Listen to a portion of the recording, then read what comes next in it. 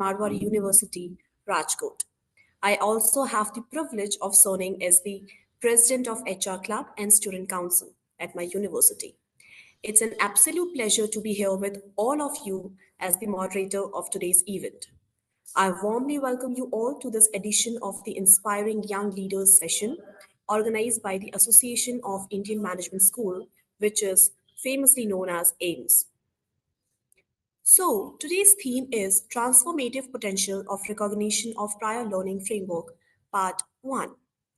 This is a topic that is becoming more and more relevant, especially in the light of the National Education Policy 2020. The recognition of prior learning, which is known as RPL framework, is all about valuing the skills, experience, and knowledge that individuals already have, even if they were not gained through formal education. It is a bold step towards making education more inclusive, accessible, and flexible. This session will help us understand how RPL can open new doors for working professionals, informal sector workers, and lifelong leaders, and how institutions can integrate this power tool into their system. I'm sorry. Now it is my honor to introduce our speaker for today, Dr. Bijay Bhujabal, a highly respected academician, author, and strategist. Dr. Bhujbal is currently a professor in the Faculty of Management Studies at Marwadi University, Rajkot, specializing in marketing and strategy. He brings with him over 28 years of experience in teaching, research, and leadership roles in top institutions like, for example, Lucknow University, KIIT University, and ICFAI University Group. He has authored 13 widely appreciated books in the field of business quizzing. Many of these books have received endorsement and forewords by iconic personalities like Mr. Nandan, Nilekani, Ambi Parmeshwaran, and have been appreciated by the legend like Dr. Deepak Parekh of HDFC. Apart from his academic achievement, he is also known for conducting insightful business quiz events and leadership workshop for reputed public and private sector organizations. He is also actually passionate about cycling, health, and sustainable living, which makes him not just a great teacher, but also an inspiring role model in today's world. We are truly privileged to have him with us today. Before we begin, a gentle reminder to all the attendees, please feel free to drop your questions in the chat box throughout the session. We will address them during the interactive Q&A segment towards the end. And one more thing, feedback form link will be shared in the Q&A session and is available only for 15 minutes. Certificates will be issued to only those who submit the feedback form. Now, without taking any further more time, I would like to hand over the platform to Dr. Bijay Bhujbal sir, who will take us through today's topic and share his valuable thoughts on the recognition of prior learning framework and its importance in transforming the education landscape in India. Over to you, sir.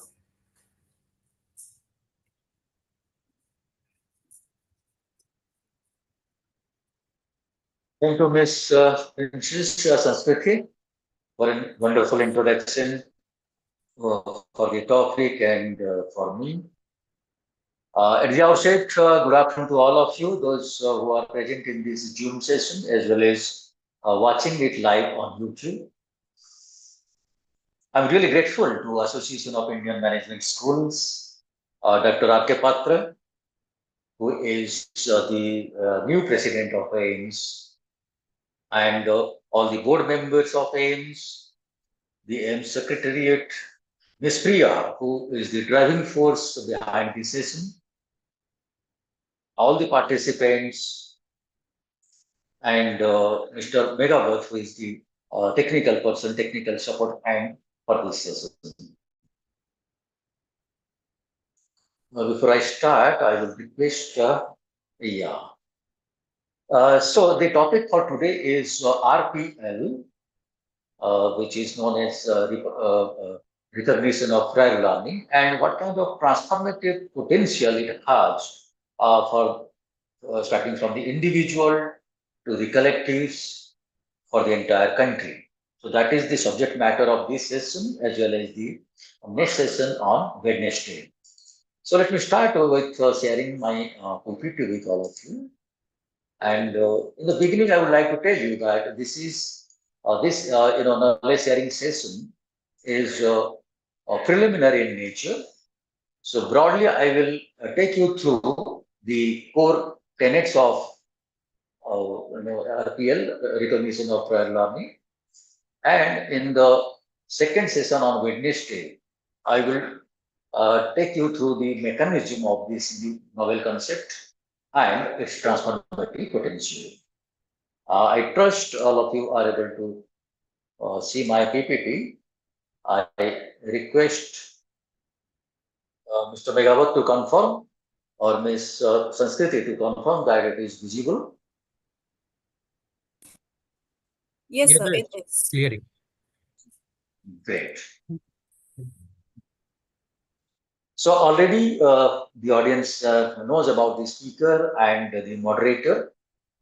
And at the beginning, I must give a disclaimer that all the views or the analysis, these are all my personal views and they are not connected with my employer, Marwadi University, Rajkot.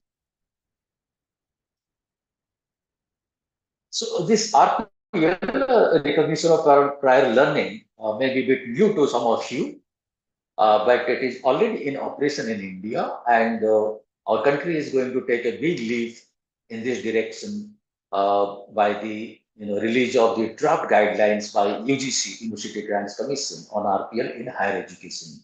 So this guideline came not long back. It came in December last year. But before that, it is already being implemented by the skill sector councils. You can see two pictures over here. One is by PMKVY, which has so far, certified 9,000 plus Gramin DAC servers for their prior learning, for their experience. And the second one, you can see that this has been implemented by one skill sector council, and that council's name is Media and Entertainment Skills Council. So they have also operationalized RPL. But in higher education, it has not come up yet. And with the approval of the draft guidelines in its final shape by UGC, even that will also start in the higher education.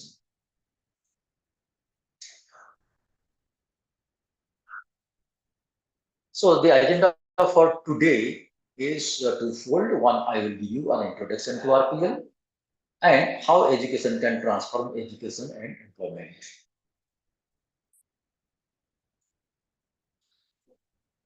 So, as the outcome of this session, you shall find answer to some of the very basic and pertinent questions, like what RPL has in store for individuals, for collectives, for organizations, employers, and so on. So, I must confess that the IPL is on. So, what we are discussing is RPL, not IPL. So, that is the first thing to note. So on a lighter note, okay. Now, in this section of introduction, I will take you through different sources of learning, because RPL stands for recognition of prior learning. So we shall understand a little bit more about the different sources of learning. Then we shall also see how RPL is understood in other countries. We shall also look at a bit of a history so that we get the proper context of the this novel concept. May I ask Mr. Megawat that I am not visible on the slide. Is it possible for me to see myself on in a small window?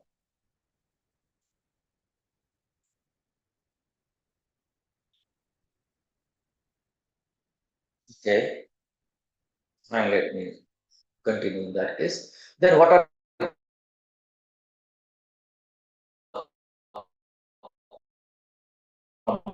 are So it is a formal mechanism to evaluate a person's existing knowledge, existing skills, experience.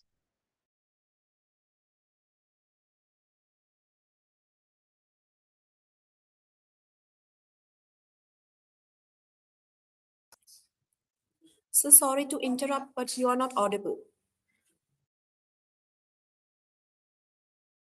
Formal, non-formal, or informal learning.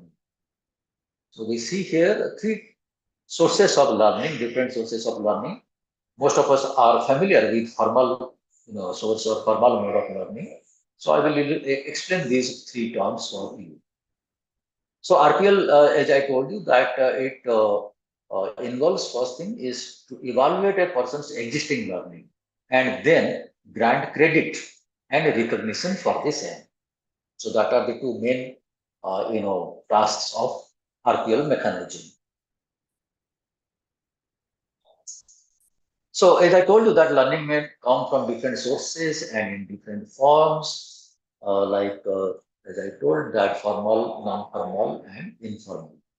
So you can see in this diagram, a bit of a conceptual diagram I've given here. Formal learning is always organized, it is structured, it has learning objectives, and the learning is always intentional, conscious in the formal learning setup. This is on the one extreme. The other extreme is informal learning, which is not organized. There is no set objective or learning outcome, and it is never intentional from the learner standpoint. So it just happens as the learner, goes on with his or her work or experience or hobbies or interests. And now non-formal learning is somewhere in between. So as we shall see very shortly. So formal learning, as I told you, it is from recognized education providers. So that is the formal source. And formal learning involves three major steps. One is learning, then assessment of the learning, and based on the result of the assessment, certification. So those are the three processes. And it is almost universally recognized and accredited. When I say universal, it means suppose an Indian university. So all the universities are autonomous, they grant degrees, they grant certificates. That doesn't make its certificates and degrees automatically recognized or accepted by the other universities. So for that, there is a mechanism called Association of Indian Universities. So there is an association where all the universities and some other institutions, they are members. So mutually they have agreed that they will recognize each other's degrees, certificates, and so on. So that is within the country. Now, at international level, similarly, there is a body which is the Association of Associations of the National Universities. So again, that mutual acceptance, mutual recognition is there. So that's why any degree or certificate that comes from these recognized education providers are universally accepted. So now let us go to the non-formal format. So as I have told you that this non-formal learning is outside the traditional educational institutions, but they are organized, they are structured and involves intentional learning. As you can see, there is a workshop going on in the photograph. So that is an example of non-formal learning. But it doesn't lead to any formal certification or universal recognition or accreditation. So it has some features of formal learning and some features of informal learning. And the examples include like workshops, short courses, professional development programs, community education, self-study, even online courses and webinars. Of course, nowadays online courses are being offered by formal universities, so they are recognized. Company training programs, trainings in arts and sports and other pursuits, youth groups or youth camps, scout programs, and so on. So most of these, learnings are nowadays assessed and certified, but not universally recognized. So that brings us to the last one, that is informal learning. So this is again outside the traditional educational institutions, and they lack structure. Both the formal and non-formal learnings, they have structure. They have objectives, outcomes, all those things are there. But informal learning lacks any kind of structure. So there is no assessment, so hence no certification and no recognition. And they are mostly experiential in nature. That means learning gained through experience. If somebody goes through his work, not necessarily work or formal profession, that could be informal hobbies and interests also. But those are also learning, those are invaluable learning. And mostly the learning is, as I told, experiential in nature and skill in nature. And we know that, what is the importance of skill in today's world. So as we can see that apart from the formal learning with which we are very familiar, these learnings from non-formal and informal sources are also equally important. And countries increasingly, all the countries in the world, they are increasingly recognizing the importance of all kinds of learnings. So while the informal learning sources are, as I told, from work experience, from volunteer work, which is basically unpaid work. Work experience is paid work, volunteering is unpaid work. Then self-taught skills, hobbies and personal projects, and it may come through mentorship, coaching, guidance from experienced individuals. It could also come by participating in clubs, groups, community activities. So those are the different sources of informal learning. So here I have given a brief comparison of the three types of learning. So formal learning, then we have non-formal and informal. So assessment is there in formal learning. It may or may not be there in non-formal learning, and certainly it is not there in informal learning. Then certification, formal learning, yes. Non-formal, maybe. Informal, generally it doesn't carry certification unless you consider experience certificate. But then experience certificate is a more of a kind of qualitative, based on qualitative kind of a judgment, and there is no rigorous assessment based on which experience certificates are given. So that's why those are not universally recognized, except for getting the next job. Then as far as the recognition is concerned, now recognition by whom? Recognition by other educational institutions and employers, including government. That is the name of recognition. And recognition within the country as well as in other countries. So the qualification you get from formal sources, those are always recognized. Non-formal source, somewhere recognized but not universal. For example, the experience certificate issued by your previous employer, most of the cases recognized by the next employee, but those are not universally recognized. And in case of informal, there is no recognition, obviously, because there is no assessment and no certification. Now let us see how RPL is referred to in other countries. So what's in the name? As I told you that it is RPL, not IPL. So these are the terms used in different countries. RPL is a term used in India, Australia, South Africa, and New Zealand. In USA, they call them this mechanism prior learning assessment, matter of semantics only. And in Canada, they call it assessment as well as recognition. So when we say recognition of prior learning, please remember that assessment is a necessary, a pre-state before recognition. So if there is no assessment, there can't be recognition. So Canada's term makes it very clear that it is assessment and then recognition. Then Malaysia talks about accreditation of prior experiential learning. Now look here. In Malaysia, they are talking about experiential learning only.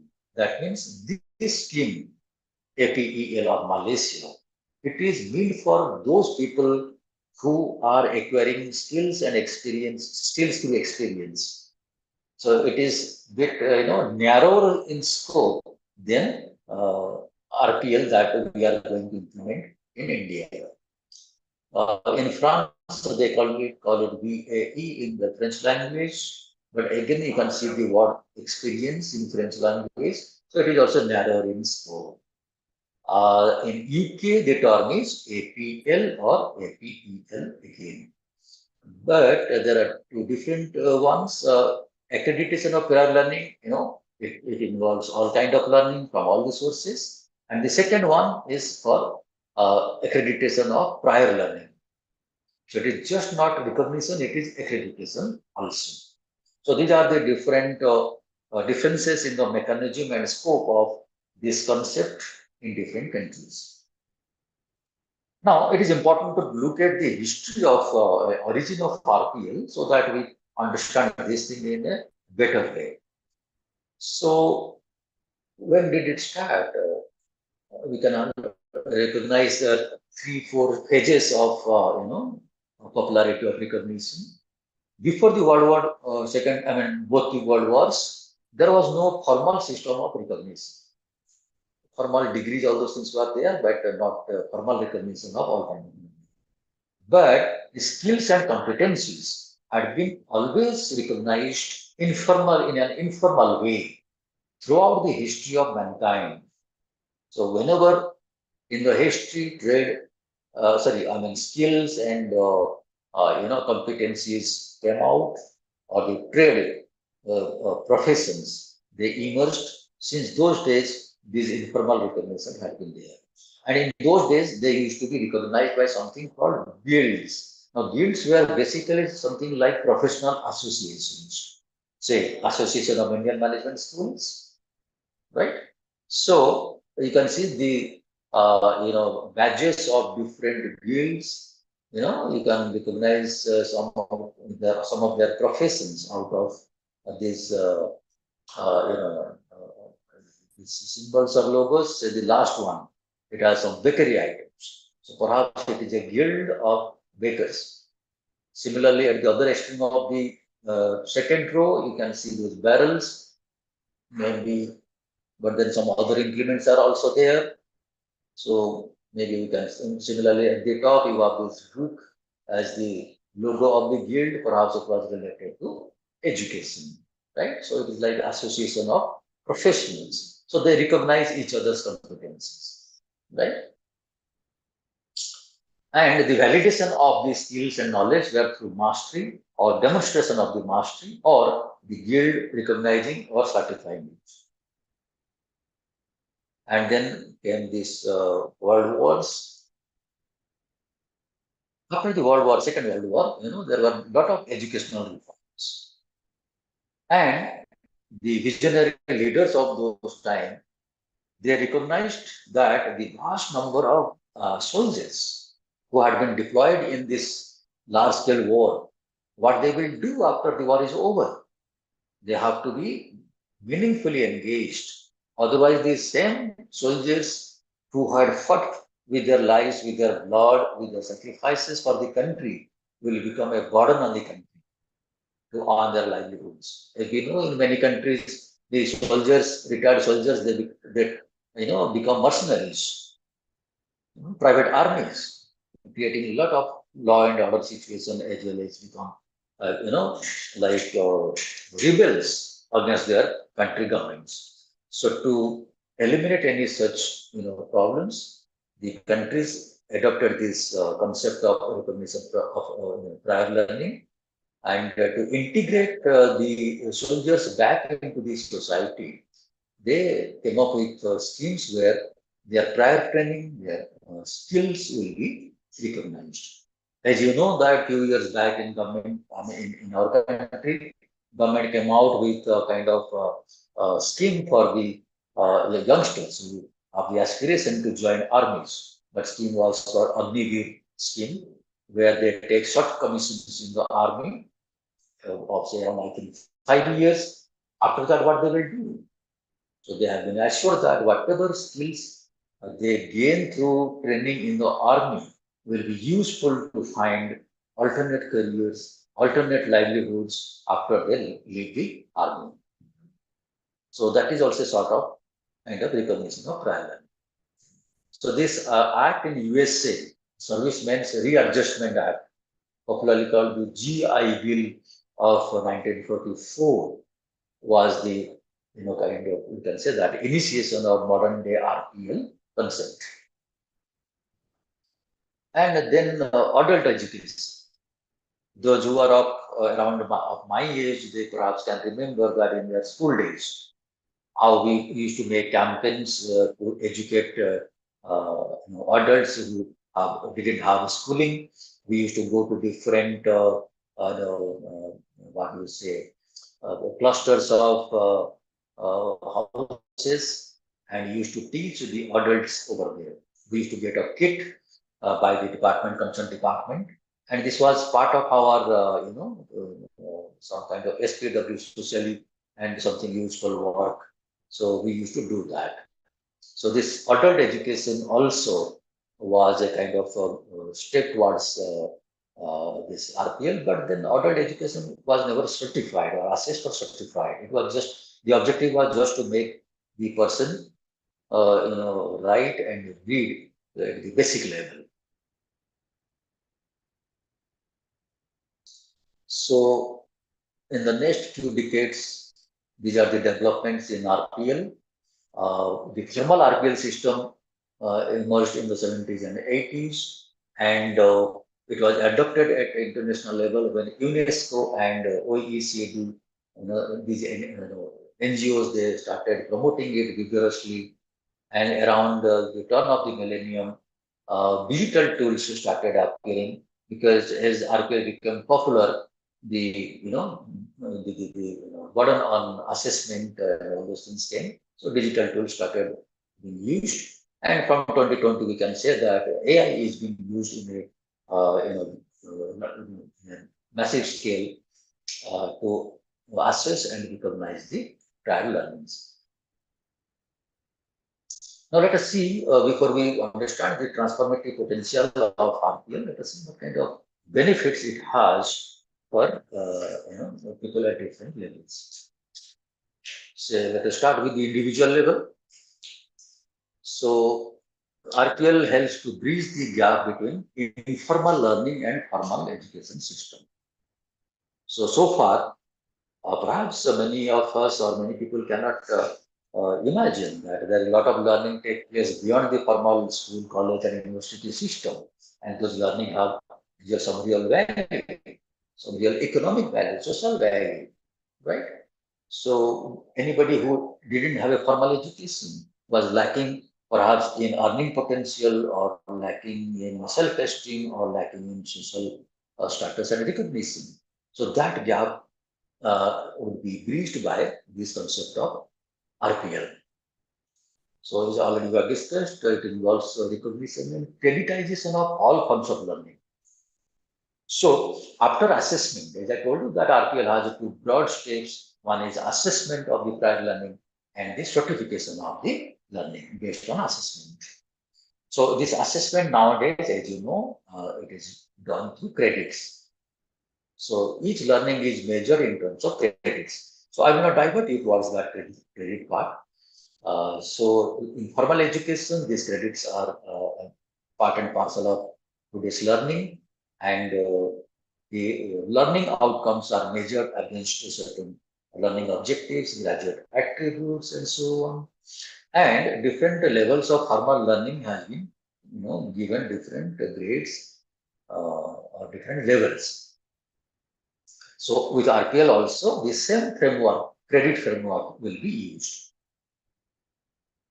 So it not only bridges the gap, it also identifies the skill gaps. So anybody who takes the this RPL assessment, he can understand, or he or she can find out what are the skill gaps he or she has, so that he can take a decision on reskilling and upskilling himself or herself. So reskilling means in the same skill, updating yourself.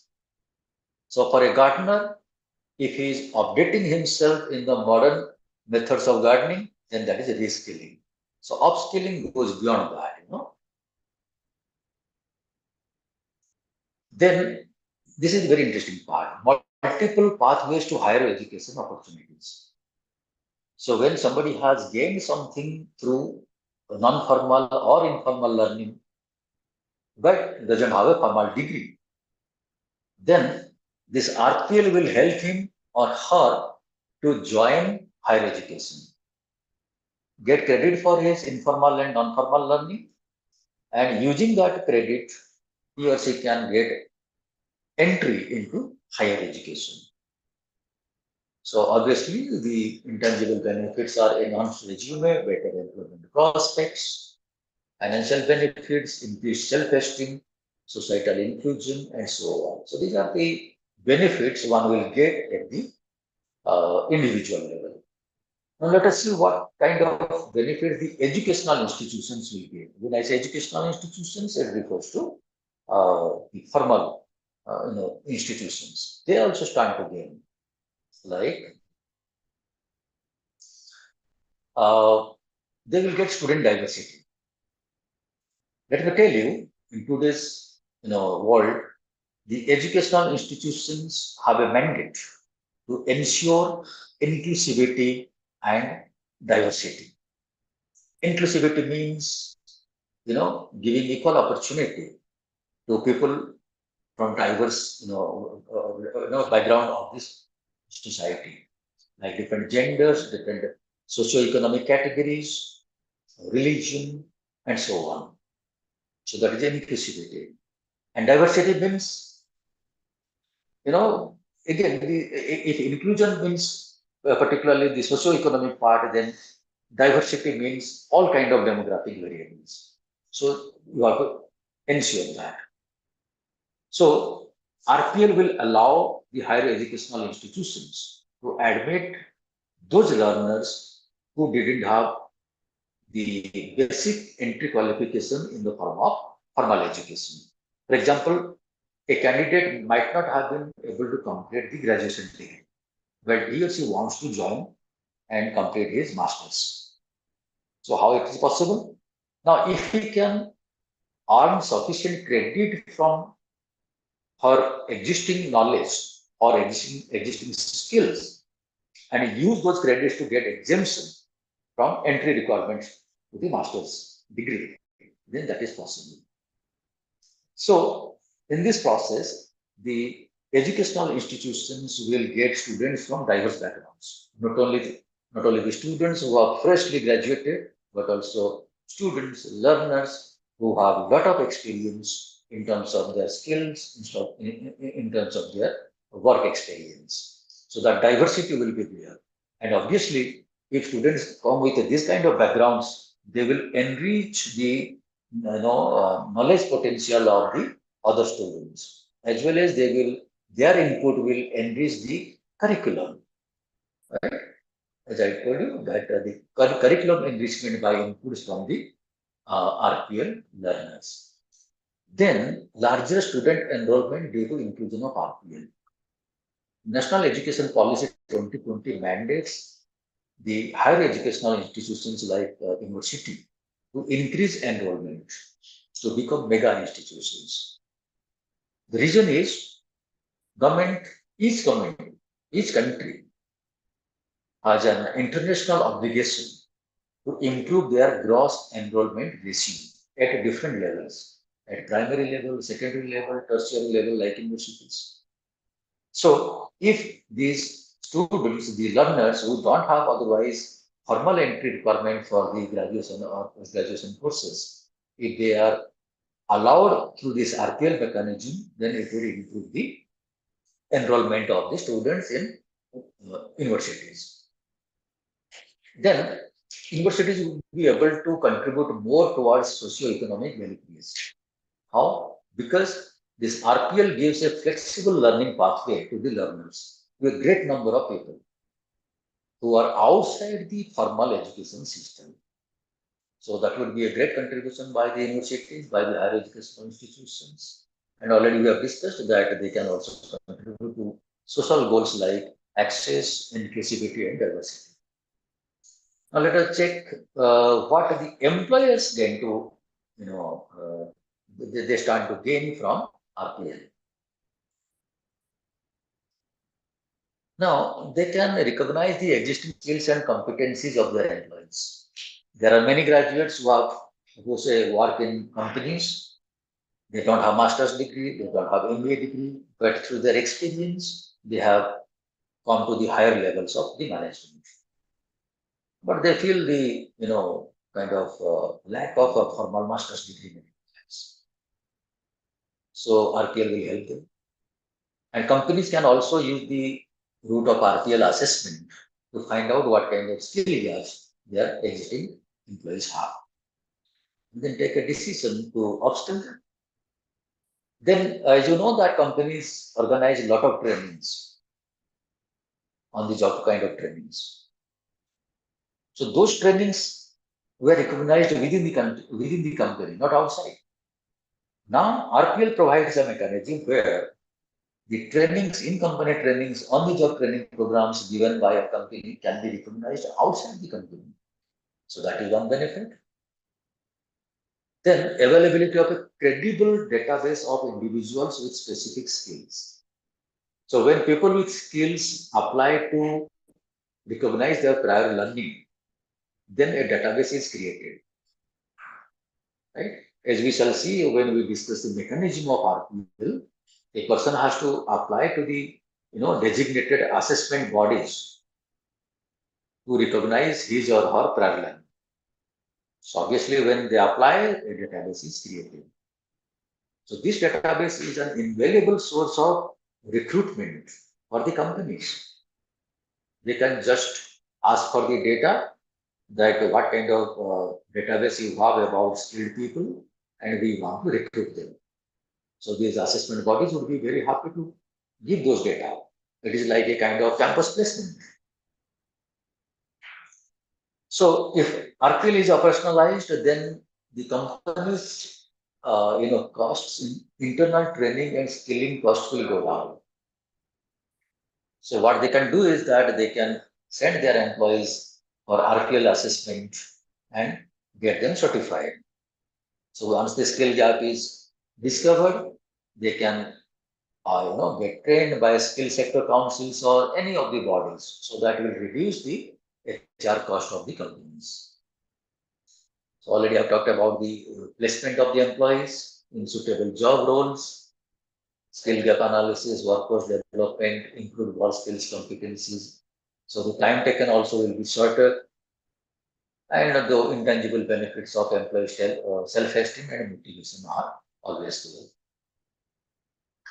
Now, industry bodies like AIMS is an industry body, an association. The other industry bodies are like a Confederation of Indian Industry, ASSOCHAM, FICCI, and so on. So, as the association of different companies or industries, they also stand to gain. How? So they will have an access to larger workforce to meet the industry standards and demands. Industry mostly, most of the time they complain that we are not getting enough manpower, enough quality manpower. So RPL is the answer for that. So like any other stakeholders, there is seamless professional development pathways, alignment of learner skills with industry needs, both locally as well as globally. Please remember that people who get their skills and prior learning recognized, assessed and recognized by the RPL mechanism will have their certificate accepted all over the world, because these assessment and the certification will be done by accredited educational bodies like universities, like IIMs, IITs, like IIMs. So their certification is valid, is accepted locally, nationally, globally. Now let us see how government stands to gain from RPL. Yeah, obviously it will reduce unemployment because it gives a chance to people with a lot of skills to get their skills recognized and certified. Then the informal learners will transition into formal workforce. There will be societal inclusion and so on. And I told you gross enrollment ratio. For example, Government of India has a target of increasing the gross enrollment ratio from 27% to 50% by 2030. So that is another 5 years away. So if RPL is implemented effectively, vigorously, there is no reason why this target cannot be achieved. So database of individuals with specific skills, of course, as I have already told, and encourages preservation of cultural heritage by formally recognizing traditional skills and knowledge. So not only modern skills, but also the traditional skills will get recognized and certified. So that will help in preserving our cultural traditions.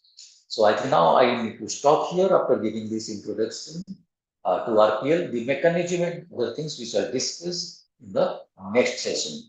So I will request moderator Ms. Sanskriti, Princess Sanskriti, to take up questions if there are questions from the audience in the chat box, and uh, if she has her own questions, then most welcome.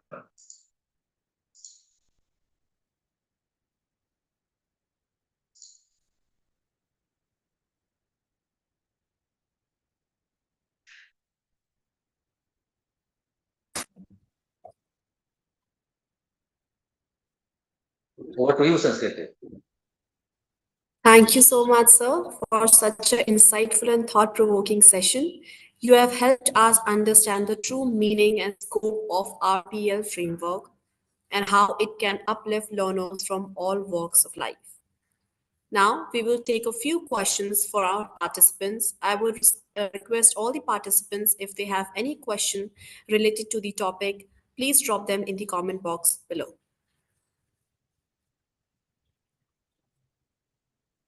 Sir, until the participants write their questions, I myself have a question. So I want to ask, I just wrote it down. So, sir, in what ways does RPL contribute to the formalization of the informal workforce in India? Yeah, so that belongs to the mechanism part, but I will explain very briefly over here, and in detail we shall discuss in the next session. So it is like Yes. this: the government will designate certain assessment centers, RPL assessment centers. So right now, the skill sector councils, there are a number of skill sector councils. They have been empowered to make the assessment of employees who are working in informal sector. For example, the people you when you go to a mall or you go to a retail store, you find a lot many people working over there. So many of them are either right from eighth standard fail to graduates. So they have been working for a long time in the industry. So their skills are not formally they didn't have a chance to get their skills and experience formally recognized. As I told you, when the employee requests for an experience certificate, the employer obliges and gives an experience certificate. But that experience certificate is not based on any kind of rigorous assessment, or it is not recognized outside the company. So when he applies to another company, the company may recognize, okay, you have these many of experiences in this kind of role and in these kind of companies. So based on that, the person gets a better, growth in his income or in his designation and job responsibilities. But then that is restricted. It is not that experience is not universally recognized, right? So if he wants to pursue a higher education, so that experience certificate will not give him any credit. I accept he may get preference, right? Some career mark, when he sits for the entrance exam. For example, IIMs require that the candidate should have some job experience, but they don't get any credit exemption when they go for the higher education. So if a person who has been working in the retail sector wants to pursue MBA in retail management, he may gain entry into MBA retail management, but he will not get any exemption. He will not get any exemption from any subjects or any credits. But with RPL, it is possible. So he has long experience in retail management, right? So the educational institution where he applies for MBA will make an assessment and will decide from which subjects or which papers he can be exempted. So this is the mechanism. But the exact mechanism I will discuss in the next session. Yes, sir. Sir, and as your PPT said, that it bridges the gap between informal learning and formal education system. So, sir, how one will find out that the gap is being filled? Well, so as the example I gave you, that from informal sources, already I have told that somebody is working for a long time in the industry, or somebody is pursuing a hobby or some kind of interest, right? Suppose there is a diploma course. Somebody has been working, or somebody's hobby is pottery making, right? So there are so many skill courses in pottery, which leads to a diploma or a certificate, right? Now this person doesn't have any kind of formal training in that area, but he has long experience, right? And he makes a beautiful pottery, right? Very, utilitarian kind of things. And he wants to suppose export, right? Or wants to expand his business. And suppose the foreign buyer says that, look, you don't have any formal certification. How do I know that your product meets the quality standard we are looking for? So if the person wants that, okay, if I take some kind of formal courses, it will be helpful. But you can't expect him or her to leave his trade and join a full-time program, right? And Right, if sir. he has to start from the basics again, he will feel, why? I have been working on this field for such a long time. And those who have taken admission on a full-time basis, I know much more than that, much more than them. So why I should not get recognition for that? No? So he basically applies to the applicable assessment body where his skills can be assessed. There are experts who can assess his skills. And based on the assessment, they give them credits. Just like you are pursuing MBA in full-time mode from a higher educational institution, right? So Right, based sir. on the number of hours you have spent in learning, in practicing, you get credits. So those credits after assessment are given to you. And yes, not to forget about something called academic bank of credit. So you Right, sir. might have been given ABC account, academic bank of account. So Yes. whatever credits you earn from your MBA program will be credited to that account. Side by side, if you are doing some other MOOC course, massively open online courses, or you are doing some skill course, so those credits also will go to your bank. And just Right, sir. like you withdraw money from your financial bank, you can withdraw credits. So if a certificate course requires 30 credits, and if you have already 30 or more credits in your account, you can show that, okay, I have already this many of credits, give me the certificate. So they will give you certificate after assessment, but you don't have to undergo those class hours and so on. Right, sir. So, one more question we received in the comment section. So, I will read it out. It's from Saurav. So, hi, Mr. Saurav. So, he asked, can RPL be stated as a qualification needed for employee who is underperforming? Okay, very interesting question. Can you ask, or is it possible to find out a little bit about Mr. Saurabh, whether he's a student or an educator or an employer? Is it possible? Mr. Megavat, is it possible to, or Ms. Priya, is it possible to get a little bit more about our esteemed audience, Mr. Saurabh? Can put a message over there asking for his background? Yes, sir. He can respond in the message, sir. Dr. Saurav Okay. can message. Yes.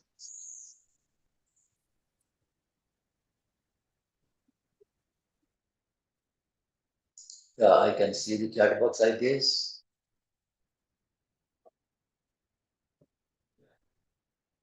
Yeah, Mr. Saurabh, if you can, I have got one more question. So, Mr. Saurabh, if you can give your background, then I would be very happy to put the put your question in context. Okay, fine. So what you have asked is that okay, he was a student of Sanskriti University, that's it, in Odisha. Yes, sir. So Sanskriti University has been one of the pioneering universities for implementing skills and RPL.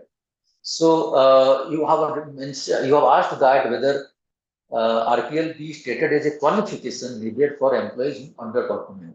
First of all, RPL is not a qualification. It leads to qualification. It helps to get or to gain further or higher qualification. So if somebody is underperforming, then the employer can definitely ask him or her to make an assessment of himself. Now, he can be assessed by the company, by the HR and so on, but perhaps that will not be very rigorous or it may not be free from bias. So the employers can use RPL. They can advise the employee that please go and apply at that assessment center, get your existing, experience, your learnings assessed and get credits for it. And utilizing that credit, you can go for higher education or reskilling or upskilling, or based on your assessment, we shall give you increment and promotion. Quite possible. And then we have got another question, which learning is more effective? I think Dr. Uh, Belallar, if I'm pronouncing name correctly. So which learning is more effective? I would say that if you are referring to, when you are saying which learning, if you are referring to formal, informal, or non-formal learning, the source is not responsible for the effectiveness. It is all about the kind of effort and motivation the learner puts actually, and the kind of facilities, the kind of input he gets. So the learning source can be anything, but the quality of learning entirely depends on the learner and the educators, as well as the education that learning system. So all three, in my opinion, are equally good. So if any other questions are there, I will check in the chat box. And thanks to all of you, those who have found this session useful. So we have a few more minutes to go if we have any further questions.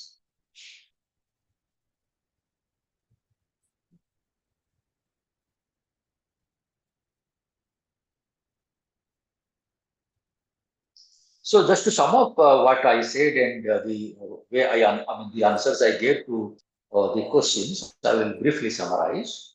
So recognition of prior learning is a kind of scheme. It is revolutionary, though it has been in existence. It originated post World War II, but now there is a sense of urgency all over the world because there are certain goals, and all those goals are interlinked, like eliminating poverty, improving the skill of people, increasing the earning potential, because poverty and lack of income and all these things are the source of many social evils.